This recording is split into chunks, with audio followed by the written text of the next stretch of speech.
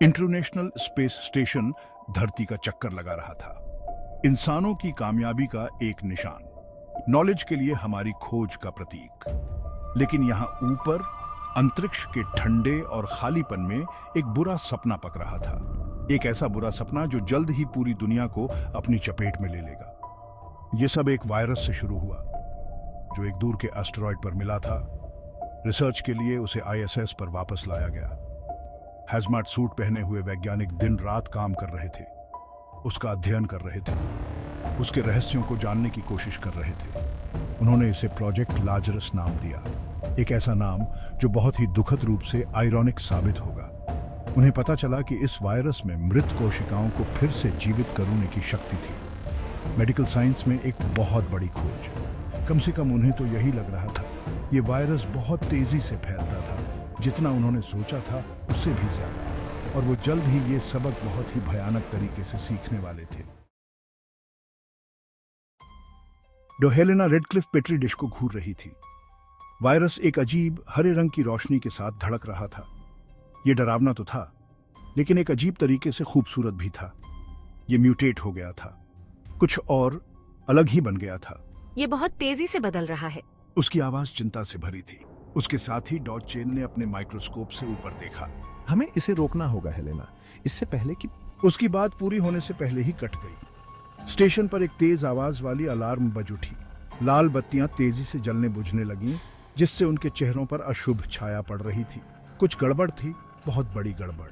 Lab 3 में containment breach. Helena का खून ठंडा पड़ गया। लैब 3, यहीं पर उन्होंने वायरस रखा था।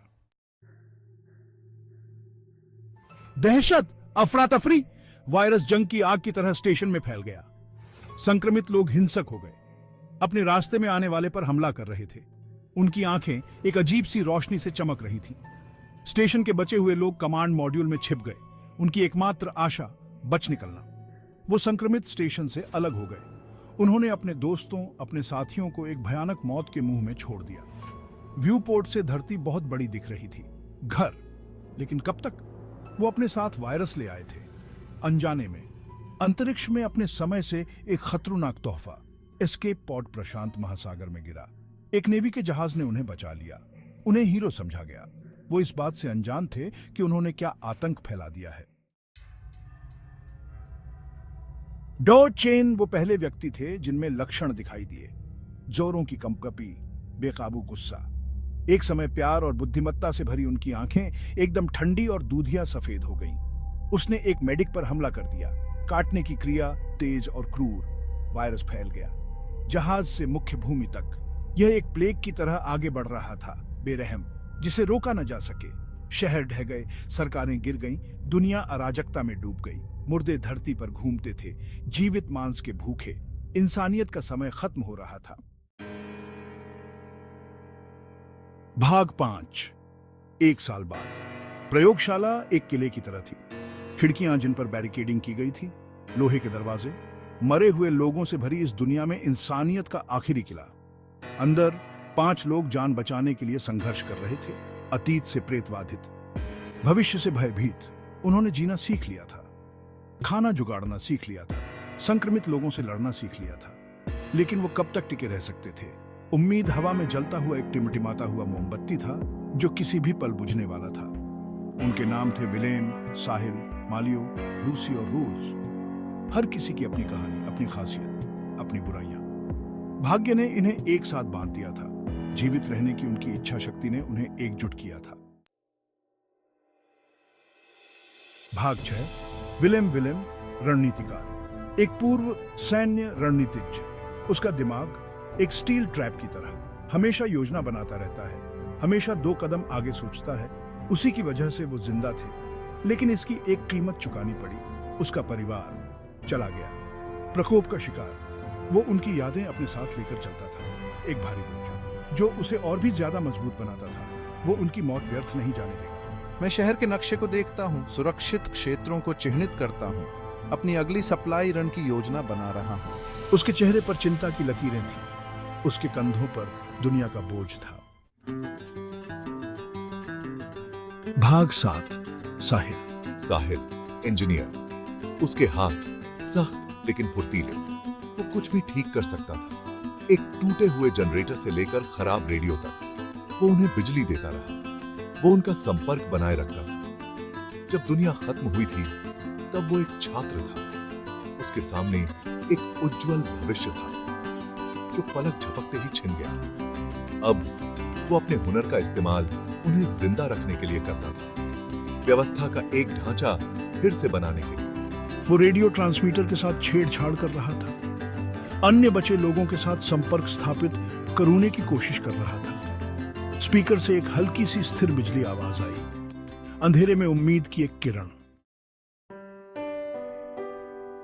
भाग 8। मालियो डॉक्टर। उसका स्पर्श कोमल लेकिन दृढ़।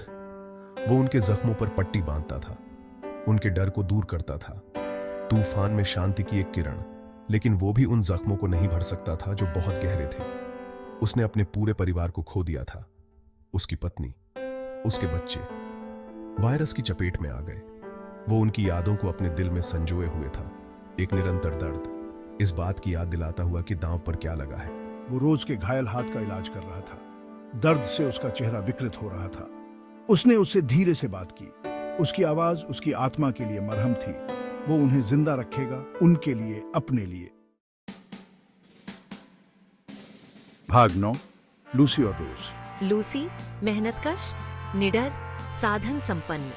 वो बाहरी दुनिया के खतरों का डटकर सामना करती थी, जरूरी सामान वापस लाती थी, खाना, दवाई, गोला बारूद। वो उनकी जीवन रेखा थी। वो एक सयानी बच्ची थी, झुग्गी बस्तियों में पली बढ़ी। जीवित रहना उसके खून में था। कयामत ने उसकी प्रवृत्ति को और मजबूत कर दिया था, उसे और भी मजबूत बना दिया था, और भी अधिक लचीला। रोज, निगरानी करने वाली, उसकी नजर बाज जितनी तेज। वो छत से निगरानी रखती थी, उन्हें किसी भी खतरे के प्रति सतर्क करती रहती थी। वो उनका अर्ली वार्निंग सिस्टम थी, उनका रक्षक दूत। दुनिया खत्म होने से पहले वो एक बर्ड वॉचर थी। प्रकृति की खूबसूरती में सुकून पाती थी। अब उसे इंसानी भावना के लचीलेपन में खूबसूरती दिखती थी, जीने की उनकी चाहत में। उन्होंने एक साथ बिना किसी रुकावट के काम किया, एक अच्छी तरह से तैयार की गई मशीन की तरह। हर कोई अपनी भूमिका निभा रहा है, उनके जीवित रहने के लिए जरूरी। वो एक टीम थे, एक परिवार। उन भयावह चीजों ने जिन्हें उन्होंने देखा था ने उन्हें एक साथ बांध दिया था। एक बेहतर कल की उम्मीद ने उन्हें एकजुट किया था। भाग 10। उम्मीद बनी रहती है, जीने की जंग अब भी खत्म नहीं हुई थी। संक्रमित अभी भी बाहर मौजूद थे, एक निरंतर खतरा। लेकिन उनकी प्रयोगशाला की दीवारों के भीतर उम्मीद की एक किरण बाकी थी। वो हार नहीं मानेंगे, वो आत्मसमर्पण नहीं करेंगे। वो लड़ते रहेंगे, अपने लिए, एक दूसरे के लिए, उन लोगों की याद में जिन्हें उन्होंने खोया था, उस बुरे सपने से मुक्त भविष्य की पतली सी उम्मीद के लिए। जब तक वो सांस लेते रहेंगे, वो उसका विरोध करते रहेंगे, वो इसे सहेंगे। उन्हें उम्मीद होगी,